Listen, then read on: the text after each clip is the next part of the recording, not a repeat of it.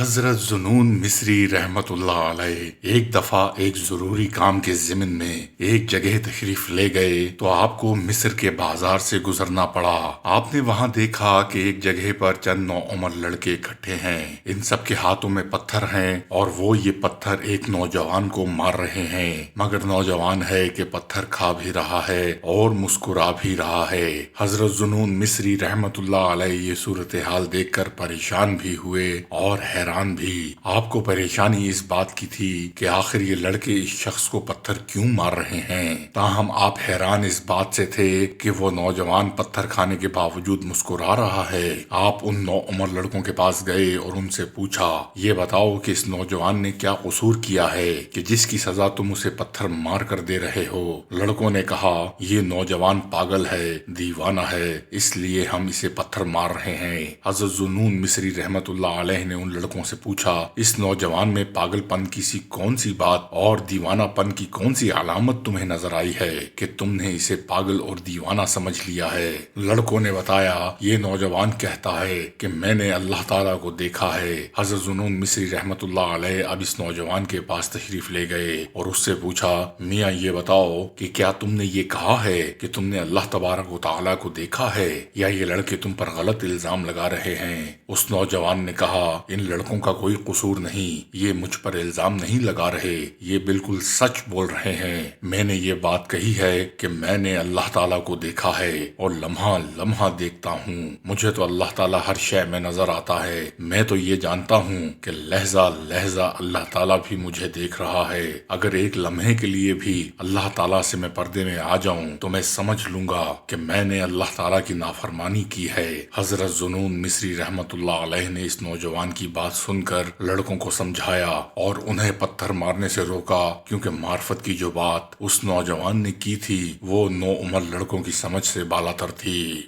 हजरत ज़ुनून मिस्री रहमतुल्लाह अलैह बहरे मार्फत के शिनावर थे। आप गुफ्तगू करते तो यूं महसूस होता कि गोया इल्म मार्फत के अनमोल मोती अपनी पूरी आबोताब के साथ जलवा रेज हों।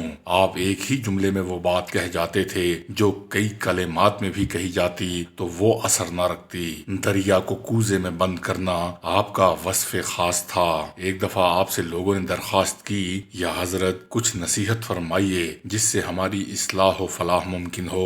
हजरत ज़ुनून मिस्री रहमतुल्लाह अलैह ने फरमाया, याद रखो कि अल्लाह ताला के बहुत से बंदे ऐसे हैं जिन्होंने खताओं के पौधे लगाए मगर उन्हें तौबा का पानी दिया और हसरत और निदामत का फल खाया। वो दीवानगी के बगैर दीवाने कहलाए। कुछ लोगों ने मोहब्बत के जाम पिए और मसाइब पर सब्र करने की दौलत से माला माल हुए।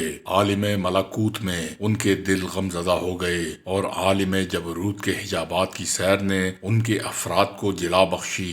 उन्होंने निदामत के खेमों में बसेरा किया, अपनी गलतियों के सहीफों को पढ़ा और गिरिया उज़ारी में मशगूल हो गए, यहाँ तक कि वो अपनी परहेजगारी और तकवा और ज़ुहद के बाइस आला मुकामात पर फाइज हुए। उन्होंने तर्के दुनिया की तलखी को शीरीं समझा और सख्त बिस्तरों को नर्म जाना, हत्ता कि उन्होंने निजात की राह और सलामती की बुनियादों को हासिल कर लिया। उनकी अरवाह को जन्नत के बागात में जगह मिली और हयात अब्दी के मुस्तहिक करार पाए। उन्होंने आहो बका की खंदकों को पाट दिया और तमन्नाओं के पुलों को पार कर गए, हत्ता कि वो इल्म के पड़ोसी हुए और हिकमत व दानाई के तालाब से सैराब हुए।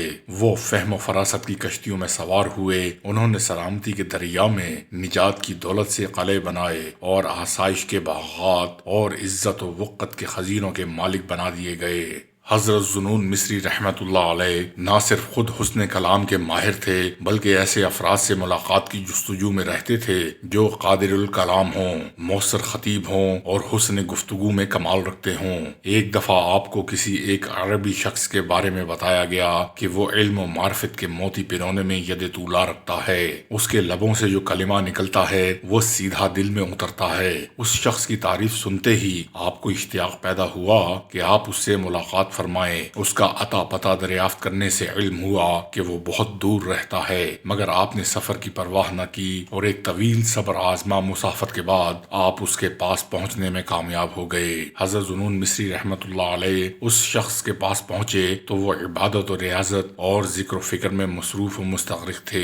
ان کی عبادت کا یہ عالم تھا کہ مسلسل 40 یوم تک حضرت ذو مصری رحمت اللہ علیہ کو یہ موقع ہی نہ مل سکا کہ ان سے گفتگو کر کے ان کے علم و معرفت سے مستفید ہو سکتے۔ پھر انہوں نے خود ہی توجہ فرمائی اور آپ سے پوچھا، آپ کہاں سے تشریف لائے ہیں؟ حضرت ذو مصری نے بتایا، یا حضرت میں مصر سے آیا ہوں۔ انہوں نے پوچھا، آپ کس لیے یہاں آئے ہیں؟ حضرت ذو مصری رحمت اللہ علیہ نے بتایا، عالی مرتبت میں آپ کی خدمت میں خاص طور پر اتنا طویل سفر طے کر کے اس لیے حاضر ہوا ہوں کہ آپ سے ایسا علم حاصل کروں جو مجھے رب کریم کی راہ دکھا دے۔ انہوں نے حضرت ذو مصری رحمت اللہ علیہ سے کہا، اللہ تعالیٰ سے ڈرو اور اسی سے مدد و اعانت طلب کرو، اسی پر توکل کرو، صرف وہی حمد و تعریف کے لائق ہے۔ اس کے بعد انہوں نے خاموشی اختیار کر لی۔ حضرت ذو مصری رحمت اللہ علیہ نے کہا، حضرت کچھ مزید ارشاد فرمائیے، میں مسافر آدمی ہوں، بہت دور سے مسافت کی تکالیف برداشت کرتا ہوا آپ کی خدمت میں حاضر ہوا ہوں، چند سوالات کے جوابات آپ سے حاصل کرنے کا آرزو مند ہوں، امید ہے آپ میری تسلی و تشفی فرمائیں گے۔ پہلے یہ بتاؤ کہ تم عالم ہو، مناظر ہو یا طالب علم ہو؟ حضرت ذو مصری رحمت اللہ علیہ نے جواب دیا، یا حضرت میں محض طالب علم ہوں، حصول علم کی خواہش ہی مجھے یہاں تک لے آئی ہے۔ اس پر اس مرد درویش اور عالم باعمل نے حضرت ذو مصری سے کہا، میاں طالب علم ہو تو پھر طالب علم ہی کی طرح رہو اور سوال کا ادب ملحوظ خاطر رکھو، اس لیے کہ اگر تم آداب میں نقصان کرو گے تو استاد کا نفع حاصل نہیں کر سکو گے۔ عقل مند علماء کرام اور صوفیاء کرام سچائی اور وفا کی راہ پر چلتے ہیں اور قرب و صفائی کے ذریعے غم و علم کے جنگل کاٹتے ہیں۔ حضرت ذو مصری رحمت اللہ علیہ نے پوچھا، یا حضرت یہ فرمائیے کہ اس مقام و مرتبے پر بندہ کب پہنچتا ہے؟ انہوں نے فرمایا کہ جب بندہ خدا اسباب و انصاب سے فارغ ہو جاتا ہے، اپنے دل سے تمام علاقے و تعلق ختم کر دیتا ہے سوائے رب کائنات کے تعلق کے۔ حضرت ذو مصری رحمت اللہ علیہ نے اس مرد قلندر کی باتیں پلے باندھ لیں اور ان سے اجازت لے کر واپس تشریف لے آئے۔ حضرت ذو مصری رحمت اللہ علیہ دریاؤں، صحراؤں اور بازاروں کے ساتھ ساتھ پہاڑوں پر بھی رب کائنات کی قدرتوں کا جلوہ دیکھنے کے لیے تشریف لے جاتے تھے۔